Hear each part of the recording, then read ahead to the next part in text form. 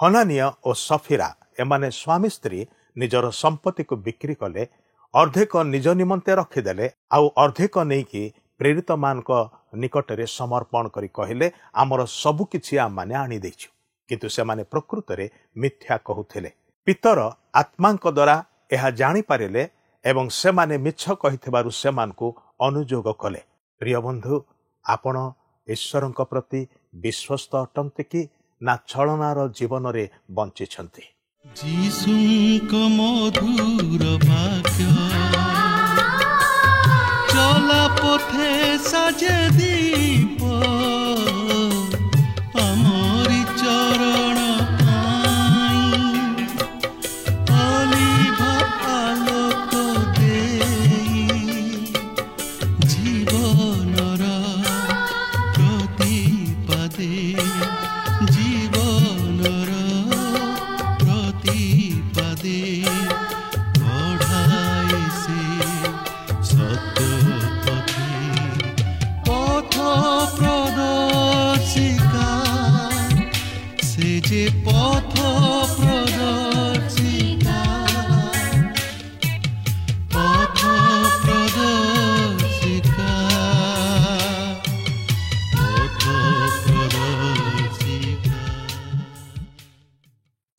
दर्शक बंधु नमस्कार। पथ प्रदर्शिका विशेष कार्यक्रम को आपण को स्वागत करुछि।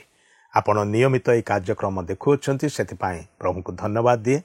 मोर प्रश्न होछि आपण एवं आपणकर परिवार केमिति अछंती। मु विश्वास करे ईश्वरंकर बहुविध दया हेतु आज आपण एवं आपणकर परिवार निश्चित रूपे सुरक्षित एवं शांति रे थिबे। आ ताहा ही आपण अनुभव करुथांतु, एहा हमर प्रार्थना। आपणकर मतामत आम्मान को आहुरी साहाय्य करे, उत्साहित करे। सेतिपाई टीवी स्क्रीन रे जो नंबर टी दिया जाउची सही नंबर रे आज ही आम्मान को कॉल करंतु। आपणकर मतामत आम्मान को दियंतु। आपणकर फोन कॉल रो अपेक्षा रे आम्माने अछु। प्रिय बंधु, आमे 5 अध्याय रे पितरंकु से किपरि शक्तियुक्त भाव रे व्यवहार होचंती ईश्वरंक हस्तरे पवित्र आत्मांक द्वारा से विषय रे आम्माने देखु। 4 अध्याय रे आम्माने लक्ष्य करिथिलु जे जोसेफ नामक जने व्यक्ति जे कि कुप्रिय जातिर लोक थिले, से आपणार क्षेत्र को बिक्री करी समस्त अर्थ मंडली को अर्थात प्रेरित मान को दान कले।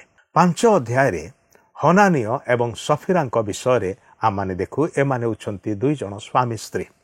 से माने मध्य आपणार संपत्ति को बिक्री कले, किंतु अर्धेक निज निमंते रखिले आउ अर्धेक प्रेरित मान निकट को आसी एक कथा कहले जे आम्मानकर संपत्ति बिक्री करी आमे सबु किछि तो मान को दउछु। जदिओ से माने गुप्तरे एहा करिथिले, किंतु पितर आत्मांक द्वारा चालित ही कि से मानकर ए गुप्त चिंताधारा को जानी पारिले। से माने मिछ कहिले, पवित्र आत्मांक विरुद्ध रे ईश्वरंक विरुद्ध रे मिछ कहिले। आउ सेथिपाई तार परिणाम कौन है जानती कि पितर जेतले पचारे तो माने पवित्र आत्मा को काहीकि मिछ कहिया पाई दुस्साहस कल। आउ ताहा शुणी से माने कचाड़ी ही पड़िले एवं उभयंकर प्राण गला। तेबे आसंते ई संपर्क रे आहुरी अधिक पुंखानुपुंख भाव रे आलोचना करिबा, किंतु ता पूर्वरु गोटे भक्तिमूलक गीत शुणिबा। न चाहिबी बोली प्रभु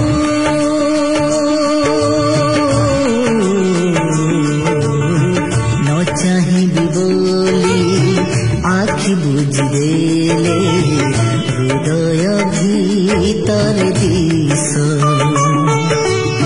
न शुणिबी बोली कान रुधिदेले चेतनारे नित्यास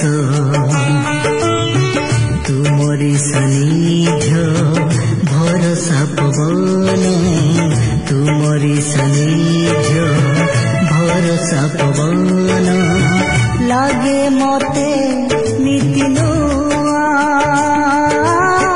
आउ कि बहिबा हे मोरु अंतरे आउ कि बहिबा हे मोरु अंतरे कालबरी नरुधीरा आद्य प्रेम ପ୍ରେମର ଝଙ୍କାର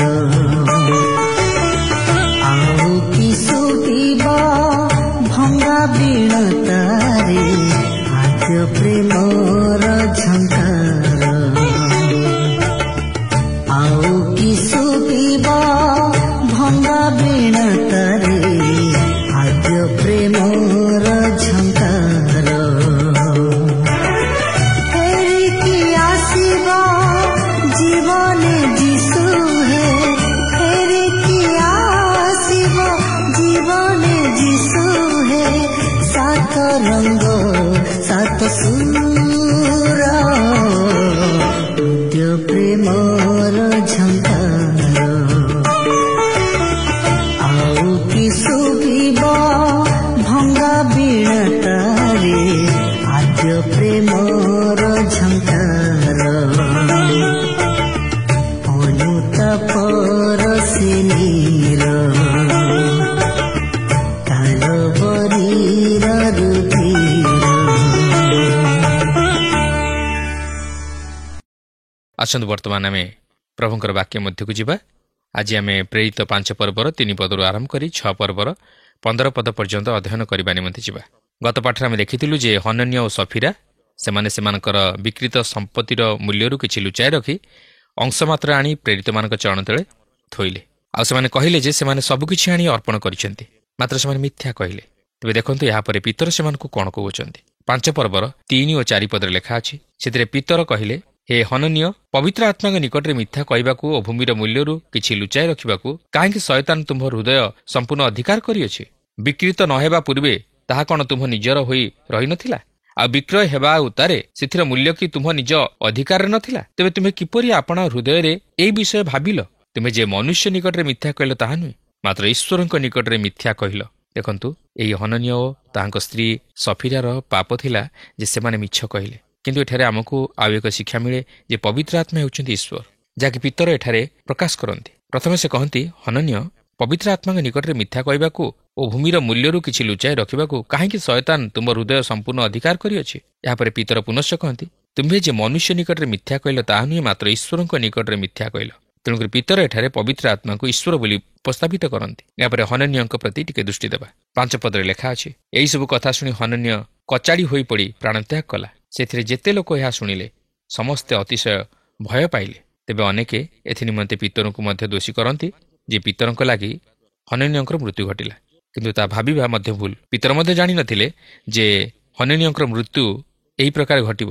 ସେ ମଧ୍ୟ ହନନ୍ୟଙ୍କର ମୃତ୍ୟୁ ଦେଖି ଅନ୍ୟ ଲୋକମାନଙ୍କ ପରି ଆଶ୍ଚର୍ଯ୍ୟ ହୋଇଯାଇଥିବେ। ଆପଣ ଜାଣିଛନ୍ତି ହନନ୍ୟଙ୍କର ମୃତ୍ୟୁ କିଏ ଘଟାଇଲା? ଈଶ୍ୱର ଘଟାଇଲେ। କ'ଣ ଆପଣ ଏଥିନିମନ୍ତେ ଈଶ୍ୱରଙ୍କୁ ଦୋଷାରୋପ କରିବା ପାଇଁ ଚାହାନ୍ତି? ଆପଣ କ'ଣ ଈଶ୍ୱରଙ୍କୁ ଅପରାଧୀ ବୋଲି ଘୋଷିତ କରିବା ପାଇଁ ଚାହାନ୍ତି? କିନ୍ତୁ ମୁଁ ଆପଣଙ୍କୁ କହି ରଖେ ଯେ ଯଦି ଆପଣ ଜୀବନ ଦେଇପାରନ୍ତି ତାହେଲେ ଜୀବନ ନେଇଯିବା ପାଇଁ ମଧ୍ୟ ଆପଣଙ୍କର ଅଧିକାର ଅଛି। ଏହା ହେଉଛି ଈଶ୍ୱରଙ୍କ ଦ୍ୱାରା ସୃଷ୍ଟ ଜଗତ। ଆମେ ହେଉଛୁ ତାହାଙ୍କର ସୃଷ୍ଟ ପ୍ରାଣୀ। ଆମେ ତାହାଙ୍କର ସେହି ପବନକୁ ଶ୍ୱାସବାୟୁରେ ଗ୍ରହଣ କରୁ। ସେ ଆମକୁ ଯେଉଁ ଶରୀର ଦେଇଛନ୍ତି ତାହାକୁ ଆମେ ବ୍ୟବହାର କରୁ। ତେଣୁ ସେ ଯେତେବେଳେ ଇଚ୍ଛା କରନ୍ତି ସେତେବେଳେ ଆମମାନଙ୍କୁ ଡାକି ନେଇପାରନ୍ତି। ତେଣୁକରି ତାହାଙ୍କୁ ଦୋଷାରୋପ କରାଯାଇ ନପାରେ। ମଣ୍ଡଳୀ ମଧ୍ୟରେ ଏହା ହେଉଛି ତାହାଙ୍କ ଶୃଙ୍ଖଳାର କାର୍ଯ୍ୟ। ଈଶ୍ୱର ହିଁ ହନନ୍ୟ ଓ ସଫିରାର ମୃତ୍ୟୁ ନିମନ୍ତେ ଉତ୍ତରଦାୟୀ। ଏହାପରେ 5 ପର୍ବର 6-9 ପଦରେ ଲେଖା ଅଛି ଯେ ପିତର ଜାଣିଥିଲେ ସେହି ସ୍ତ୍ରୀ ପ୍ରତି କ'ଣ ଘଟିବା ପାଇଁ ଯାଉଅଛି। ଯଦିଓ ହନନ୍ୟଙ୍କ ପ୍ରତି ଘଟିଥିବା ଘଟଣା ତାହାଙ୍କ ନିମନ୍ତେ ଅଜଣା ଥିଲା, ମାତ୍ର ସେହି ଘଟଣାରୁ ସେ ଜାଣିପାରିଥିଲେ ଯେ ତାହାର ସ୍ତ୍ରୀ ପ୍ରତି କ'ଣ ଘଟିବା ପାଇଁ ଯାଉଅଛି। ତେଣୁକରି ତାହା ପ୍ରତି ଯାହା ଘଟିବାକୁ ଯାଉଅଛି ତାହା ସେ ପ୍ରକାଶ କରିଦିଅନ୍ତି। ତେବେ 10 ଓ 11 ପଦରେ ଏହିପରି ଲେଖା ଅଛି, ତତ୍କ୍ଷଣାତ୍ ସେ ତାଙ୍କ ପାଦତଳେ କଚାଡ଼ି ହୋଇ ପଡ଼ି ପ୍ରାଣତ୍ୟାଗ କଲା। ପୁଣି ଯୁବକମାନେ ଭିତରକୁ ଆସି ତାହାକୁ ମୃତ ଦେଖି ବାହାରକୁ ବହି ନେଇଗଲେ ଏବଂ ତାହାର ସ୍ୱାମୀ ପାଖରେ ତାହାକୁ ସମାଧି ଦେଲେ। ସେଥିରେ ସମୁଦାୟ ମଣ୍ଡଳୀ ଓ ଯେତେ ଲୋକ ଏହିସବୁ ବିଷୟ ଶୁଣିଲେ ସେମାନେ ସମସ୍ତେ ଅତିଶୟ ଭୟ ପାଇଲେ। ତେବେ ଏହି ଘଟଣା ମଧ୍ୟରେ 2ଟି ବିଷୟ ମୋର ଦୃଷ୍ଟିଗୋଚର ହୁଏ। ପ୍ରଥମଟି ହେଉଛି ମିଥ୍ୟା, ଯାହା ଲାଗି ଏହି 2 ଜଣ ସେହି ଆଦ୍ୟ ମଣ୍ଡଳୀରେ ସ୍ଥାନ ପାଇପାରିଲେ ନାହିଁ, କାରଣ ମଣ୍ଡଳୀ ମଧ୍ୟରେ ପବିତ୍ରତା ଥିଲା। ହନନ୍ୟ ଓ ସଫିରା ଯଦିଓ ଉଦ୍ଧାର ପାଇଥିଲେ, ମାତ୍ର ସେମାନେ ପବିତ୍ର ଆତ୍ମାଙ୍କ ବିରୁଦ୍ଧରେ ମିଥ୍ୟା କହିବା ଦ୍ୱାରା ବିଶ୍ୱାସୀ ମଣ୍ଡଳୀର ସହଭାଗିତା ମଧ୍ୟରୁ ବଞ୍ଚିତ ହେଲେ। ସେମାନେ ମୃତ୍ୟୁଜନକ ପାପ କରିଥିଲେ। ହନନ୍ୟ ଓ ସଫିରା ଯେଉଁ ପାପ କରିଥିଲେ ତାହା ମୃତ୍ୟୁଜନକ ପାପ ଥିଲା ଓ ଏହି ପ୍ରକାର ପାପ ଆଦ୍ୟ ମଣ୍ଡଳୀ ମଧ୍ୟରେ ସ୍ଥାନ ପାଇନଥିଲା। ତେଣୁ ଏହି ପାପ ନିମନ୍ତେ ଶାସନ ମଧ୍ୟ ଆବଶ୍ୟକ ଥିଲା, ଯେପରି ମଣ୍ଡଳୀ ଶୃଙ୍ଖଳିତ ହେବାକୁ ପାରେ। କିନ୍ତୁ ସେ ଯାହା ହେଉନା କାହିଁକି ଏହି ଘଟଣା ପରେ ମଣ୍ଡଳୀ ପୂର୍ବରୁ ଯେପରି ପବିତ୍ର ଥିଲା ସେପରି ଆଉ ପବିତ୍ର ରହିପାରିବ ନାହିଁ। ଏହି ଘଟଣା ଆଦ୍ୟ ମଣ୍ଡଳୀର ପବିତ୍ରତାକୁ କ୍ଷୁର୍ଣ୍ଣ କରିବା ସଙ୍ଗେ ସଙ୍ଗେ ପତନର କାରଣ ହେଲା। ପରବର୍ତ୍ତୀ ଅଧ୍ୟାୟରେ ଆମେ ଏହି ବିଷୟ ନେଇ ଅଧିକ କିଛି ଦେଖିବାକୁ ପାରିବା। ତେବେ ଦେଖନ୍ତୁ, ଏହି ଘଟଣା ପରେ ମଣ୍ଡଳୀ ମଧ୍ୟରେ ଭୟଜାତ ହେଲା ଓ ଯେଉଁମାନେ ଏହି ସମସ୍ତ ଘଟଣା ଶୁଣିବାକୁ ପାରିଲେ ସେମାନେ ମଧ୍ୟ ଭୟ ପାଇଲେ। କିନ୍ତୁ ପବିତ୍ର ଆତ୍ମାଙ୍କର କାର୍ଯ୍ୟ ମଣ୍ଡଳୀ ମଧ୍ୟରେ ଚାଲୁ ରହିଥିଲା ଏବଂ ଅନେକ ଅନେକ ଲୋକ ଉଦ୍ଧାର ପାଇଲେ ଓ ମଣ୍ଡଳୀ ସହିତ ସଂଯୁକ୍ତ ହେଲେ। କିନ୍ତୁ ତଥାପି ମଣ୍ଡଳୀ ଆଦ୍ୟରୁ ଯେପରି ପବିତ୍ର ଥିଲା ସେହିପରି ପବିତ୍ର ରହିପାରିଲା ନାହିଁ। ଦ୍ୱିତୀୟ ବିଷୟଟି ହେଉଛି ପିତରଙ୍କର ଆତ୍ମିକ ବିଚାର ବୁଦ୍ଧି, ଯାହାକି ଆଜି ମଣ୍ଡଳୀ ମଧ୍ୟରେ ତହିଁର ଅଭାବ ଦେଖାଯାଏ। ତେଣୁକରି ବର୍ତ୍ତମାନର ଖ୍ରୀଷ୍ଟୀୟ ମଣ୍ଡଳୀ ମଧ୍ୟରେ ବିଶୃଙ୍ଖଳା ଓ ଅଶାନ୍ତି ସୃଷ୍ଟି ହୁଏ ଓ ମଣ୍ଡଳୀ ଆତ୍ମିକ ଜୀବନରେ ବର୍ଦ୍ଧିଷ୍ଣୁ ହୋଇପାରେ ନାହିଁ। ତେବେ ଏଠାରେ ଆପଣଙ୍କ ମନରେ ପ୍ରଶ୍ନ ଆସିପାରେ ଯେ ବର୍ତ୍ତମାନର ଖ୍ରୀଷ୍ଟୀୟ ମଣ୍ଡଳୀ ମଧ୍ୟରେ କ'ଣ ଏହିପରି ମିଛ କେହି କହୁନାହାନ୍ତି? ଟଙ୍କା ପଇସା ବିଷୟ ନେଇ କ'ଣ ଅବିଶ୍ୱସ୍ତତା ଦେଖାଯାଏ ନାହିଁ? ତାହେଲେ ସେହିପରି ତ ମୃତ୍ୟୁ କାହାର ଘଟିବାର ଦେଖାଯାଏ ନାହିଁ। ତେବେ ଏହିପରି ନ ହେବାର ଅନେକ କାରଣ ଅଛି। ତା ଛଡ଼ା ଏପରି ମୃତ୍ୟୁ ଘଟୁନାହିଁ ବୋଲି ଆପଣ କହିପାରିବେ ନାହିଁ। ଏହି ମୃତ୍ୟୁ ବଦଳରେ ମୃତ୍ୟୁଠାରୁ ବଳି ଅଧିକ ଯନ୍ତ୍ରଣାଦାୟକ ମୃତ୍ୟୁ ମଧ୍ୟ ଘଟିପାରେ, ଯାହାକି ଆପଣ ଜାଣିପାରିବେ ନାହିଁ କି ମୁଁ ମଧ୍ୟ ଜାଣିପାରିବି ନାହିଁ। ଯେହେତୁ ସେହି ପିତରଙ୍କ ପରି ଆମମାନଙ୍କର ଆତ୍ମିକ ଅନ୍ତର୍ଦୃଷ୍ଟି ବା ବିଚାର ବୁଦ୍ଧିର ପରିସୀମା ସେତେ ଦୂର ବିସ୍ତୃତ ନୁହେଁ। ତେବେ ଯଦି ଆମେ କହିବା ଯେ ସେହିପରି ମୃତ୍ୟୁ ବର୍ତ୍ତମାନ କାହିଁକି ଘଟୁନାହିଁ, ତାହେଲେ ଏହାର ଉତ୍ତର ହେଉଛି ଯେ ବର୍ତ୍ତମାନର ଖ୍ରୀଷ୍ଟୀୟ ମଣ୍ଡଳୀ ସେହି ଆଦ୍ୟ ମଣ୍ଡଳୀ ପରି ପବିତ୍ରତାରେ ସମକକ୍ଷ ନୁହେଁ। ତେଣୁ ଈଶ୍ୱର ଯଦି ସେହିପରି ବିଚାର କରନ୍ତି ତାହେଲେ କେହି ବି ତାହାଙ୍କ ନିକଟରେ ଧାର୍ମିକ ବୋଲି ଗଣିତ ହୋଇପାରିବେ ନାହିଁ। କିନ୍ତୁ ସେହି ମୃତ୍ୟୁ ଆଜିର ଖ୍ରୀଷ୍ଟୀୟ ମଣ୍ଡଳୀର ବିଶ୍ୱାସୀ ବିଶ୍ୱାସିନୀମାନଙ୍କ ନିମନ୍ତେ ଏକ ଦୃଷ୍ଟାନ୍ତ ସ୍ୱରୂପ, ଯେପରି ଆଜିର ଖ୍ରୀଷ୍ଟୀୟ ମଣ୍ଡଳୀ ମଧ୍ୟରେ ସେହିପରି ବିଷୟ ନ ଘଟେ ଓ ବିଶ୍ୱାସୀ ତଥା ବିଶ୍ୱାସିନୀମାନେ ଏଥି ନିମନ୍ତେ ସତର୍କ ରୁହନ୍ତି। କିନ୍ତୁ ଈଶ୍ୱର ଯଦି ସେହିପରି ବିଚାର କରିଥାନ୍ତେ ତାହେଲେ ଏହି ପ୍ରକାର ପାପରେ ମୃତ ବ୍ୟକ୍ତିମାନଙ୍କର ସମାଧି ନିମନ୍ତେ ସମାଧି ସ୍ଥାନର ଅଭାବ ଓ ସମାଧି ଦେବା ନିମନ୍ତେ ଲୋକମାନଙ୍କର ମଧ୍ୟ ଅଭାବ ଘଟିଥାନ୍ତା। ତେଣୁ ଏହି ପ୍ରକାର ପାପ ପ୍ରତି ଯଦି ଆମେ ସତର୍କ ରହୁ ଓ ଖ୍ରୀଷ୍ଟୀୟ ମଣ୍ଡଳୀର ପବିତ୍ରତା ରକ୍ଷା କରୁ ତାହେଲେ ଆମେ ଖ୍ରୀଷ୍ଟଙ୍କୁ ଗୌରବ ଦେଇପାରିବା ଓ ବର୍ତ୍ତମାନର ଖ୍ରୀଷ୍ଟୀୟ ମଣ୍ଡଳୀକୁ ଆଦ୍ୟ ଖ୍ରୀଷ୍ଟୀୟ ମଣ୍ଡଳୀର ଆତ୍ମିକ ସ୍ତରକୁ ଆଣିପାରିବା। ତେବେ ବର୍ତ୍ତମାନ ଲକ୍ଷ୍ୟ କରିବାର ବିଷୟ ହେଉଛି ଏହି ଘଟଣା ପରେ ପରେ ଯଦିଓ ଆଦ୍ୟ ମଣ୍ଡଳୀର ଅଗ୍ରଗତିରେ ବାଧା ସୃଷ୍ଟି ହୋଇଥିଲା, ମାତ୍ର ତଥାପି ମଣ୍ଡଳୀ ସେହିସବୁ ପ୍ରତିବନ୍ଧକକୁ ଏଡ଼ି ଆଗ ବଢ଼ି ଯିବା ନିମନ୍ତେ ସମର୍ଥ ହୋଇପାରିଥିଲା। ପବିତ୍ର ଆତ୍ମା ତାହାଙ୍କ ଶକ୍ତିର କାର୍ଯ୍ୟ ସାଧନ କରୁଥିଲେ ଓ ବିଶ୍ୱାସୀମାନେ ମଣ୍ଡଳୀ ସହିତ ସଂଯୁକ୍ତ ହେବାକୁ ଲାଗିଲେ, ଯାହାକି 5 ପର୍ବର 12 ପଦରୁ 14 ପଦ ମଧ୍ୟରେ ଆମେ ଲକ୍ଷ୍ୟ କରିବାକୁ ପାରୁ। ପ୍ରେରିତମାନେ ଯେଉଁ ସମସ୍ତ ଶକ୍ତିର କାର୍ଯ୍ୟ ସାଧନ କରିବା ନିମନ୍ତେ ଦାନପ୍ରାପ୍ତ ହୋଇଥିଲେ ତାହାକୁ ବ୍ୟବହାର କଲେ। ସେମାନେ ଲୋକମାନଙ୍କ ମଧ୍ୟରେ ଅନେକ ଆଶ୍ଚର୍ଯ୍ୟ କର୍ମମାନ ସାଧନ କଲେ। କିନ୍ତୁ ହନନୀୟ ଓ ସଫିରାଙ୍କ ଘଟଣାରୁ ଲୋକମାନେ ଭୟ ପାଇଯାଇଥିଲେ ଓ ପ୍ରେରିତମାନଙ୍କ ସହିତ ଯୋଗ ଦେବାକୁ ସାହସ କରୁନଥିଲେ। ତଥାପି ଅନେକ ଲୋକ ମଧ୍ୟ ସେହି ସମସ୍ତ ଅଦ୍ଭୁତ କର୍ମମାନ ଦେଖି ପ୍ରଭୁ ଯୀଶୁଙ୍କଠାରେ ବିଶ୍ୱାସ କଲେ ଓ ଉଦ୍ଧାର ପାଇଲେ। ସେମାନେ ମଣ୍ଡଳୀ ସହିତ ସଂଯୁକ୍ତ ହେଲେ। 300 ଖ୍ରୀଷ୍ଟାବ୍ଦ ବେଳକୁ ପ୍ରାୟ 1000 ଲୋକ ରୋମ୍ ସାମ୍ରାଜ୍ୟ ମଧ୍ୟରେ ଖ୍ରୀଷ୍ଟଙ୍କ ପ୍ରତି ଫେରିଲେ। ଏହାପରେ 5 ପର୍ବର 15 ଓ 16 ପଦରେ ଆମେ ଦେଖୁ ଯେ ପ୍ରଭୁ ଯୀଶୁ ସେମାନଙ୍କୁ ଯେଉଁ ପ୍ରତିଜ୍ଞା ଦେଇ କହିଥିଲେ ଯେ ତୁମେମାନେ ମୋ ଠାରୁ ଅଧିକ ଆଶ୍ଚର୍ଯ୍ୟ କାର୍ଯ୍ୟମାନ ସାଧନ କରିବ, ତାହା ଏହିଠାରେ ସଫଳ ହେବାର ଆମେ ଲକ୍ଷ୍ୟ କରୁ। ପିତରଙ୍କ ଛାୟା ପଡ଼ିବା ଦ୍ୱାରା ମଧ୍ୟ ରୋଗୀମାନେ ସୁସ୍ଥ ହେଉଥିଲେ। ସେହିପରି ପାଉଲଙ୍କର ରୁମାଲ ଛୁଇଁବା ଦ୍ୱାରା ଲୋକେ ସୁସ୍ଥ ହେଉଥିଲେ। ବାସ୍ତବରେ ଏହା କ'ଣ ଏକ ଚମତ୍କାର ବିଷୟ ନୁହେଁ କି? ତେବେ ଏଠାରେ ପ୍ରଶ୍ନ ଉଠେ ଯେ ବର୍ତ୍ତମାନ କାହିଁକି ସେହିପରି ଅଦ୍ଭୁତ କର୍ମମାନ ସାଧନ ହୋଇପାରୁନାହିଁ? ତେବେ ସାଧନ ହେଉନାହିଁ ବୋଲି ମଧ୍ୟ ଆମେ କହିପାରିବା ନାହିଁ। ହୋଇପାରେ ଏହା ସେହି ଆଦ୍ୟ ମଣ୍ଡଳୀର ସହିତ ସମକକ୍ଷ ହୋଇନପାରେ, ମାତ୍ର ଈଶ୍ୱରଙ୍କ ବାକ୍ୟ ଆଜି ବି କାର୍ଯ୍ୟ ସାଧନ କରୁଅଛି ଓ ପବିତ୍ର ଆତ୍ମା ଆଜି ବି ମଧ୍ୟ ତାହାଙ୍କ ଶକ୍ତିର କାର୍ଯ୍ୟ ସାଧନ କରୁଅଛନ୍ତି ଓ ଅନେକ ଲୋକ ଖ୍ରୀଷ୍ଟଙ୍କଠାରେ ବିଶ୍ୱାସ କରି ମଣ୍ଡଳୀ ସହିତ ସଂଯୁକ୍ତ ହେଉଅଛନ୍ତି। କିନ୍ତୁ ସେହି ଆଦ୍ୟ ମଣ୍ଡଳୀର ପ୍ରେରିତମାନଙ୍କ ନିମନ୍ତେ ଏହି ସମସ୍ତ ଅଦ୍ଭୁତ ଶକ୍ତିର କାର୍ଯ୍ୟ ଏକ ଚିହ୍ନ ସ୍ୱରୂପ ଥିଲା। ସେହି ସମୟରେ ଏହି ନୂତନ ନିୟମ ଲିଖିତ ଆକାରରେ ପ୍ରକାଶ ପାଇନଥିଲା ଓ ଏହି ପ୍ରେରିତମାନେ ଖ୍ରୀଷ୍ଟଙ୍କ ନିମନ୍ତେ ସାକ୍ଷୀ ହୋଇଥିଲେ, ଯେଉଁ ଖ୍ରୀଷ୍ଟ ଯୀଶୁ ମଣ୍ଡଳୀର ଭିତ୍ତିମୂଳ ଓ ସେହି କୋଣର ପ୍ରଧାନ ପ୍ରସ୍ତର। ସେହି ସମସ୍ତ ଅଦ୍ଭୁତ କର୍ମ ସାଧନ କରିବାର ଦାନ ସେମାନଙ୍କ ନିମନ୍ତେ ଚିହ୍ନ ସ୍ୱରୂପେ ପ୍ରଦାନ କରାଯାଇଥିଲା, ଯେପରି ତଦ୍ୱାରା ଜଗତ ଜାଣିବ ଯେ ସେମାନେ ଈଶ୍ୱରଙ୍କର ଅଧିକାରପ୍ରାପ୍ତ ବ୍ୟକ୍ତି ଓ ଈଶ୍ୱରଙ୍କ ତରଫରୁ କଥା କହୁଅଛନ୍ତି। କିନ୍ତୁ ବର୍ତ୍ତମାନ ନୂତନ ନିୟମ ହେଉଛି ଆମମାନଙ୍କର ଅଧିକାର। ପ୍ରଭୁ ଏହି ବାକ୍ୟ ଦ୍ୱାରା ଆମମାନଙ୍କ ସହିତ କଥା କହିବା ପାଇଁ ଚାହାନ୍ତି ଓ ସେ ଏହି ବାକ୍ୟ ଦ୍ୱାରା ଆମମାନଙ୍କୁ ସମସ୍ତ କିଛି ଜଣାଇ ଦେଇଛନ୍ତି। ଯେପରି ଆମେ ପ୍ରଭୁ ଯୀଶୁ ଖ୍ରୀଷ୍ଟଙ୍କଠାରେ ବିଶ୍ୱାସ କରି ତାହାଙ୍କୁ ନିଜ ହୃଦୟରେ ଉଦ୍ଧାରକର୍ତ୍ତା ରୂପେ ଗ୍ରହଣ କରି ତାହାଙ୍କ ଶକ୍ତିର କାର୍ଯ୍ୟକୁ ନିଜ ଜୀବନରେ ଅନୁଭବ କରୁ। ସେ ଆଉ ଚିହ୍ନ ମାଧ୍ୟମରେ ଆମ ସହିତ କଥାବାର୍ତ୍ତା କରିବାକୁ ଚାହାନ୍ତି ନାହିଁ, ମାତ୍ର ତାହାଙ୍କ ବାକ୍ୟ ଦ୍ୱାରା କଥା କହିବାକୁ ଚାହାନ୍ତି। ଯଦି ଆମେ ସେହି ବାକ୍ୟରେ ବିଶ୍ୱାସ କରିବା ଓ ସେହି ବାକ୍ୟ ଅନୁଯାୟୀ ପ୍ରଭୁ ଯୀଶୁଙ୍କଠାରେ ବିଶ୍ୱାସ କରି ତାହାଙ୍କୁ ନିଜ ହୃଦୟରେ ଗ୍ରହଣ କରିବା, ତାହେଲେ ଆମେ ସେହି ପବିତ୍ର ଆତ୍ମାଙ୍କର ଶକ୍ତିର କାର୍ଯ୍ୟକୁ ନିଜ ଜୀବନରେ ଅନୁଭବ କରିପାରିବା। ଏହା କୌଣସି ବ୍ୟକ୍ତି ଉପରେ ନିର୍ଭର କରେ ନାହିଁ, ମାତ୍ର ଖ୍ରୀଷ୍ଟଙ୍କଠାରେ ଦୃଢ଼ ବିଶ୍ୱାସ ଓ ପ୍ରାର୍ଥନା ଉପରେ ନିର୍ଭର କରେ। ତେବେ ମୁଁ କହୁନାହିଁ ଯେ ଏହି ଶକ୍ତିର କାର୍ଯ୍ୟ ଖ୍ରୀଷ୍ଟ ବିଶ୍ୱାସୀର କୌଣସି ପ୍ରାର୍ଥନା ଦ୍ୱାରା ସାଧିତ ହୋଇପାରିବ ନାହିଁ ବୋଲି, ମାତ୍ର ସେହି ବ୍ୟକ୍ତି ଯଦି ବାସ୍ତବରେ ଶକ୍ତିପ୍ରାପ୍ତ ହୋଇଥାଏ ଓ ଯେଉଁ ବ୍ୟକ୍ତି ନିମନ୍ତେ ସେ ପ୍ରାର୍ଥନା କରିବାକୁ ଯାଉଅଛି ସେହି ବ୍ୟକ୍ତି ଯଦି ଖ୍ରୀଷ୍ଟଙ୍କଠାରେ ବିଶ୍ୱାସ କରିଥାଏ ତାହେଲେ ତାହା ସମ୍ଭବ। ଅନ୍ୟ ଅର୍ଥରେ କହିବାକୁ ଗଲେ ଏହା କେବଳ ଖ୍ରୀଷ୍ଟଙ୍କ ଶକ୍ତିର କାର୍ଯ୍ୟ, ଯାହାକି ସେ ପବିତ୍ର ଆତ୍ମାଙ୍କ ଦ୍ୱାରା ତାହାଙ୍କ ଇଚ୍ଛା ଅନୁଯାୟୀ ସାଧନ କରନ୍ତି, କିନ୍ତୁ ମନୁଷ୍ୟର ଇଚ୍ଛା ଅନୁଯାୟୀ ନୁହେଁ। ତେଣୁ ଆସୁ ସେହି ଖ୍ରୀଷ୍ଟଙ୍କଠାରେ ବିଶ୍ୱାସ କରି ତାହାଙ୍କୁ ନିଜ ଜୀବନରେ ସାଥୀ କରୁ। ବର୍ତ୍ତମାନ ଆମେ ମଣ୍ଡଳୀ ପ୍ରତି ଆଉ ଏକ ତାଡ଼ନା ଘଟିବାର ଲକ୍ଷ୍ୟ କରିବା ଓ ଏହା ହେଉଛି ମଣ୍ଡଳୀ ପ୍ରତି ଦ୍ୱିତୀୟବାର ତାଡ଼ନା।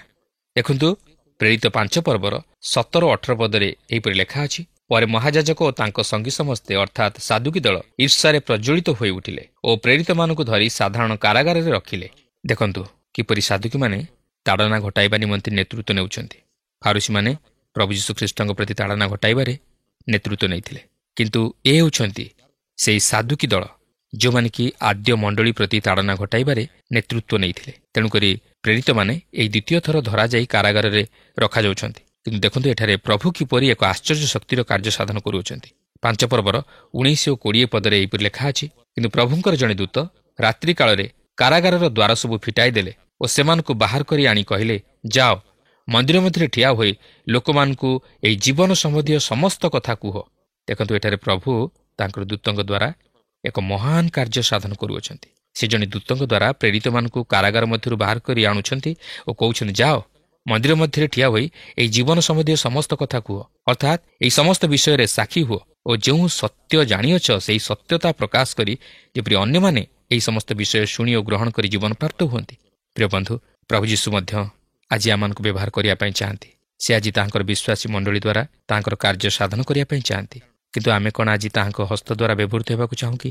ତାହେଲେ ସେ ଏଥିନିମନ୍ତେ ଆସୁଥିବା ସମସ୍ତ ପ୍ରକାର ପ୍ରତିବନ୍ଧକକୁ ଏଡ଼ାଇ ଦେବେ ଓ ଆମମାନଙ୍କୁ ଶକ୍ତିର ସହିତ ତାହାଙ୍କର କାର୍ଯ୍ୟ କରିବା ନିମନ୍ତେ ବ୍ୟବହାର କରିବେ। ସେଦିନ ପ୍ରେରିତମାନଙ୍କ ନିମନ୍ତେ ସେହି କାରାଗାର ଥିଲା ଏକ ପ୍ରତିବନ୍ଧକ, ମାତ୍ର ପ୍ରଭୁ ଯୀଶୁ ସେମାନଙ୍କୁ ତାହାଙ୍କ ଦୂତଙ୍କ ଦ୍ୱାରା ସେହି କାରାଗାର ମଧ୍ୟରୁ ବାହାର କରି ଆଣିଲେ ଓ ସେମାନଙ୍କୁ ପୁନର୍ବାର ତାହାଙ୍କର ସାକ୍ଷୀ ହେବା ନିମନ୍ତେ ବ୍ୟବହାର କଲେ।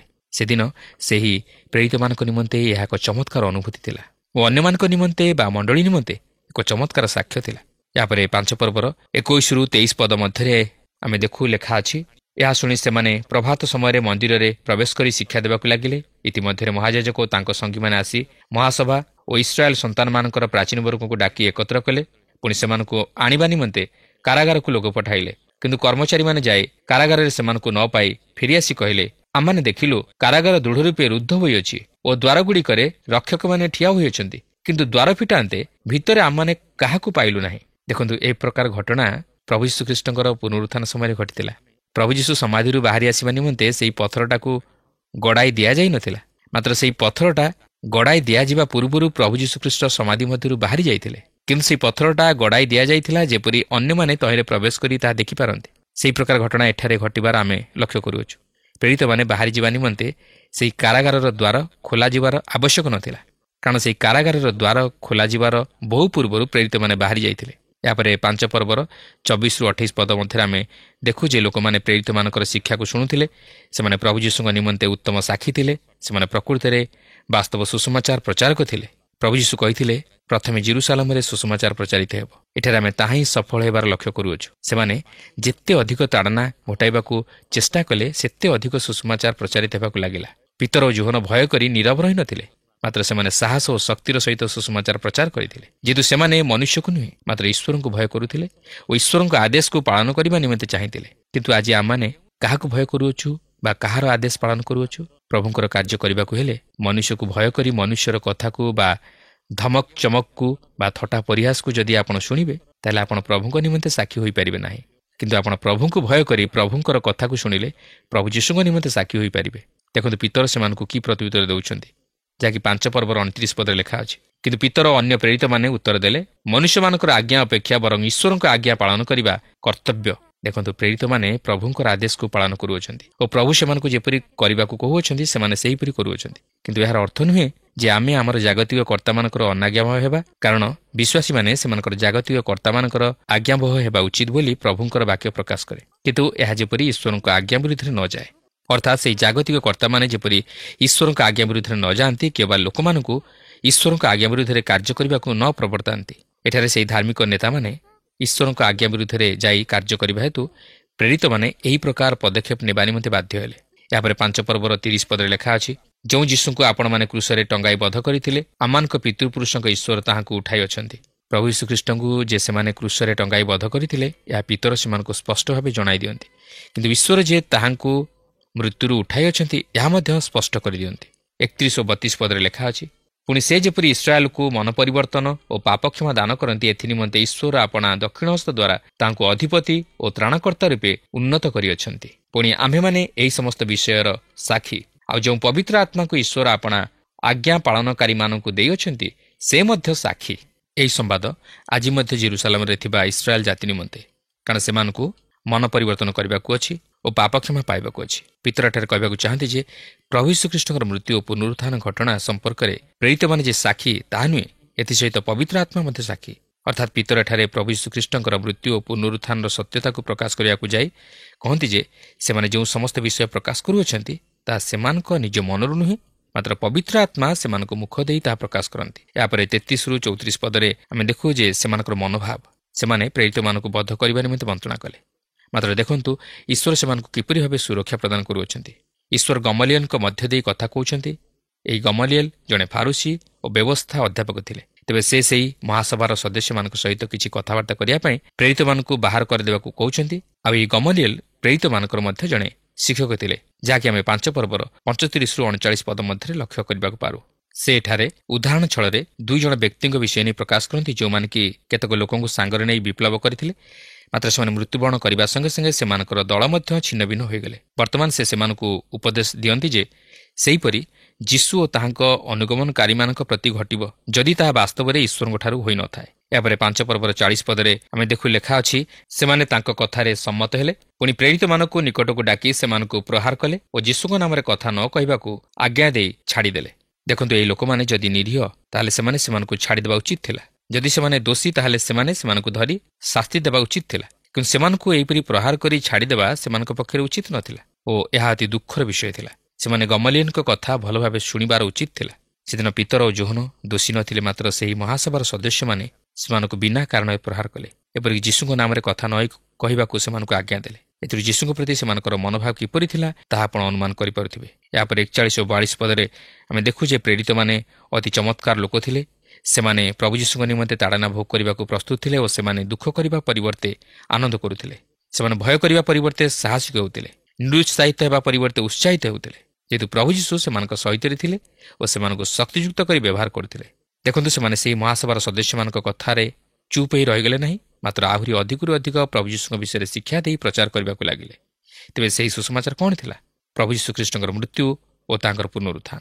ବର୍ତ୍ତମାନ ଆମେ ଯେଉଁ ତ୍ରୁଟି ଦେଖିବାକୁ ଯିବା, ତାହା ସେହି ଆଦ୍ୟ ମଣ୍ଡଳୀରେ ଏକ କାର୍ଯ୍ୟକାରୀ କମିଟି ଗଠନ କରିବା ଦିଗରେ ଏକ ପ୍ରଧାନ କାରଣ ସ୍ୱରୂପ ଥିଲା। ପ୍ରେରିତ 6 ପର୍ବର 1ମ ପଦରେ ଏପରି ଲେଖା ଅଛି, ଏହି ସମୟରେ ଯେତେବେଳେ ଶିଷ୍ୟମାନଙ୍କର ସଂଖ୍ୟା ବୃଦ୍ଧି ପାଉଥିଲା, ସେତେବେଳେ ଗ୍ରୀକ୍ ଭାଷାବାଦୀ ଯିହୁଦୀମାନେ ଏବ୍ରିୟମାନଙ୍କ ବିପକ୍ଷରେ ବଚସା କରିବାକୁ ଲାଗିଲେ, କାରଣ ଦୈନିକ ପରିଚର୍ଯ୍ୟାରେ ସେମାନଙ୍କର ବିଧବାମାନଙ୍କୁ ଉପେକ୍ଷା କରାଯାଉଥିଲା। ଆମେ ଜାଣି ରଖିବା ଉଚିତ ଯେ ଏହି ଘଟଣା ସେହି ଆଦ୍ୟ ମଣ୍ଡଳୀର ଇତିହାସରେ ଆରମ୍ଭ ସମୟରେ ଘଟିଥିଲା। ପ୍ରଥମେ ଆମେ ହନନୀୟ ଓ ସଫିରାଙ୍କ ଘଟଣାରେ ଏକ ତ୍ରୁଟି ଲକ୍ଷ୍ୟ କରିଥିଲୁ ଓ ବର୍ତ୍ତମାନ ଆମେ ଏହି ଗ୍ରୀକ୍ ଭାଷାବାଦୀ ଯିହୁଦୀମାନେ ଏବ୍ରିୟମାନଙ୍କ ବିରୁଦ୍ଧରେ ବଚସା କରିବାର ଲକ୍ଷ୍ୟ କରୁଅଛୁ। ତେବେ ଏହା 2 ଜାତି ମଧ୍ୟରେ କୌଣସି ବିରୋଧ ଭାବ ହେତୁ ନୁହେଁ, କିନ୍ତୁ ସଂସ୍କୃତିର ଭିନ୍ନତା।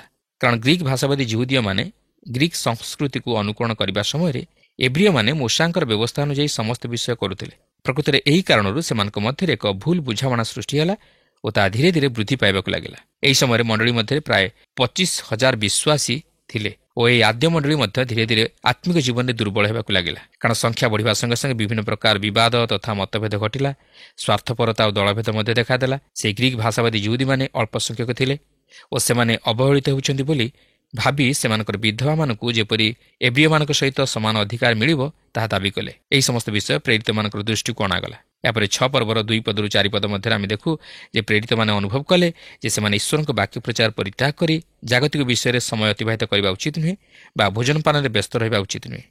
ସେମାନେ ଈଶ୍ୱରଙ୍କ ବାକ୍ୟ ପ୍ରଚାରର ଗୁରୁତ୍ୱକୁ ଉପଲବ୍ଧି କଲେ। ଯଦି ସେମାନେ ଈଶ୍ୱରଙ୍କ ବାକ୍ୟ ପ୍ରଚାର ପରିତ୍ୟାଗ କରି କେବଳ ଖାଦ୍ୟ ପଦାର୍ଥ ପରିବେଷଣରେ ବ୍ୟସ୍ତ ରୁହନ୍ତି, ତାହେଲେ ତାହା ଭଲ ହେବ ନାହିଁ। ସେମାନେ ପ୍ରାର୍ଥନା ଓ ବାକ୍ୟ ଅଧ୍ୟୟନରେ ବିଶେଷ ଭାବେ ସମୟ ଦେବା ଆବଶ୍ୟକ। ତାହା ହିଁ ଆଜି ପ୍ରତ୍ୟେକ ଖ୍ରୀଷ୍ଟୀୟ ମଣ୍ଡଳୀ ମଧ୍ୟରେ ପରିଲକ୍ଷିତ ହେବା ଆବଶ୍ୟକ। ତେବେ ଏହି ଯେଉଁ ସମସ୍ୟାଟି ଉପୁଜିଥିଲା, ଏଥିନିମନ୍ତେ ସେମାନେ ଆତ୍ମା ଓ ଜ୍ଞାନରେ ପରିପୂର୍ଣ୍ଣ ତଥା ସୁଖ୍ୟାତି ସମ୍ପନ୍ନ 7 ଜଣଙ୍କୁ ସେହି ପରିବେଷଣ କାର୍ଯ୍ୟରେ ନିଯୁକ୍ତି ଦେଲେ। କାରଣ ପ୍ରେରିତମାନେ ଏହାକୁ ଗୁରୁତ୍ୱପୂର୍ଣ୍ଣ ବୋଲି ମନେ କଲେ, ଯେପରି ସେମାନଙ୍କର ବାକ୍ୟ ଅଧ୍ୟୟନ ତଥା ପ୍ରାର୍ଥନାରେ ସମୟର ଅଭାବ ନ ଘଟେ କିମ୍ବା ପ୍ରତିବନ୍ଧକ ସୃଷ୍ଟି ନ ହୁଏ। କିନ୍ତୁ ଏଠାରେ ମୁଁ ଗୋଟିଏ ବିଷୟ ଉପରେ ଆପଣଙ୍କର ଦୃଷ୍ଟି ଆକର୍ଷଣ କରିବା ପାଇଁ ଚାହେଁ। ତାହା ହେଉଛି ଯେ ଆଦ୍ୟମଣ୍ଡଳୀରେ ଏହିପରି ବସ୍ତୁବାଦ ବିଷୟକୁ ପରିଚାଳନା କରିବା ନିମନ୍ତେ ଆତ୍ମା ଓ ଜ୍ଞାନରେ ପରିପୂର୍ଣ୍ଣ ବ୍ୟକ୍ତିମାନଙ୍କୁ ମନୋନୀତ କରାଯାଉଥିଲା, ଯାହାକି ବର୍ତ୍ତମାନର ଖ୍ରୀଷ୍ଟୀୟ ମଣ୍ଡଳୀମାନଙ୍କରେ ସେତେଦୂର ପରିଲକ୍ଷିତ ହୁଏ ନାହିଁ। ତେବେ ଏଠାରେ ଆମେ ଦେଖୁ ଯେ ସେହି 7 ଜଣଙ୍କର ନାମ ଉଲ୍ଲେଖ କରାଯାଇଅଛି ଓ ସେହି 7 ଜଣଙ୍କ ମଧ୍ୟରୁ ସ୍ତିଫାନଙ୍କ ଉପରେ ବିଶେଷ ଗୁରୁତ୍ୱ ଦିଆଯାଇଥିବାର ଆମେ ପରବର୍ତ୍ତୀ ଅଂଶରେ ଦେଖିପାରିବା, କାରଣ ସ୍ତିଫାନ ବିଶ୍ୱାସ ଓ ପବିତ୍ର ଆତ୍ମାରେ ପରିପୂର୍ଣ୍ଣ ହେଲେ। ଏହାପରେ 5 ଓ 6 ପଦରେ ଆମେ ଦେଖୁ ଯେ ସେମାନେ ହସ୍ତାର୍ପିତ ହେବା ଦ୍ୱାରା ପ୍ରେରିତମାନଙ୍କ ସହିତ ପରିଚିତ ହେଲେ ଓ ସେମାନଙ୍କ ସହିତ ସେହି କାର୍ଯ୍ୟରେ ଅଂଶୀ ହେଲେ। ଏହାପରେ 7 ପଦରୁ 15 ପଦ ମଧ୍ୟରେ ଆମେ ଦେଖୁ ଯେ ଈଶ୍ୱରଙ୍କ ବାକ୍ୟ ବୃଦ୍ଧି ପାଇବାରେ ଲାଗିଲା ଓ ମଣ୍ଡଳୀ ବିସ୍ତାରିତ ହେବାକୁ ଲାଗିଲା। ଆଉ ସ୍ତିଫାନ ଆଦ୍ୟ ମଣ୍ଡଳୀ ମଧ୍ୟରେ ଏକ ମହାନ ବ୍ୟକ୍ତି ଥିଲେ।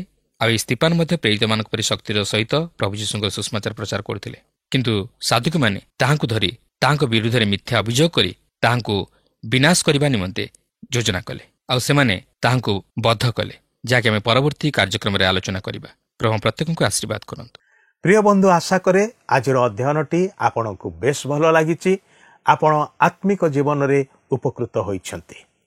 ଆଜି ଆମମାନେ ହନାନୀୟ ଏବଂ ତାହାଙ୍କର ସ୍ତ୍ରୀ ସଫିରାଙ୍କ ଜୀବନରୁ ମହାନ ଶିକ୍ଷା ପାଉଛୁ। ଆମେ କ'ଣ ଈଶ୍ୱରଙ୍କ ସମ୍ମୁଖରେ ଈଶ୍ୱରଙ୍କର ଦୃଷ୍ଟିରେ ବିଶ୍ୱସ୍ତ ଅଟୁ କି? ଆମେ ହନାନୀୟ ଓ ତାହାଙ୍କର ସ୍ତ୍ରୀ ସଫିରାଙ୍କ ଜୀବନରୁ ମହାନ ଶିକ୍ଷା ପ୍ରାପ୍ତ ହେଉ। ଆମେ କ'ଣ ଈଶ୍ୱରଙ୍କ ନିକଟରେ ଓ ତାହାଙ୍କ ଦୃଷ୍ଟିରେ ବିଶ୍ୱସ୍ତ ଅଟୁ କି? ଆମେ ଆମର ଆଲୋଚନାରେ ଏକଥା ଲକ୍ଷ୍ୟ କଲୁ ଯେ ମହାଯାଜକ ଶିଷ୍ୟମାନଙ୍କର ଏ ବିଶେଷ କାର୍ଯ୍ୟ ସବୁ ଦେଖି ସେ ସହିପାରିଲେ ନାହିଁ। ସେ ସେମାନଙ୍କୁ କାରାଗାରରେ ନିକ୍ଷିପ୍ତ କଲେ, କିନ୍ତୁ ମଧ୍ୟରାତ୍ରିରେ ସ୍ୱର୍ଗଦୂତ ଆସି ସେମାନଙ୍କର ବନ୍ଧନ ଖୋଲିଦେଲେ। ଆମେ ଏକଥା ମଧ୍ୟ ଲକ୍ଷ୍ୟ କଲୁ ଯେ ଈଶ୍ୱର ତାହାଙ୍କର ଶିଷ୍ୟମାନଙ୍କୁ ଆଶ୍ଚର୍ଯ୍ୟ ଭାବରେ ବ୍ୟବହାର କରନ୍ତି।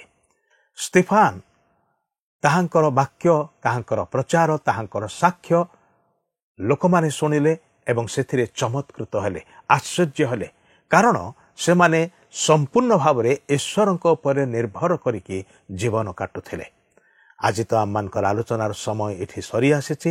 ପରବର୍ତ୍ତୀ କାର୍ଯ୍ୟକ୍ରମରେ ପୁଣି ଥରେ ଆପଣଙ୍କ ସହିତରେ ସାକ୍ଷାତ ହେବ। ସେହି ସମୟ ପର୍ଯ୍ୟନ୍ତ ବିଦାୟ ଦିଅନ୍ତୁ।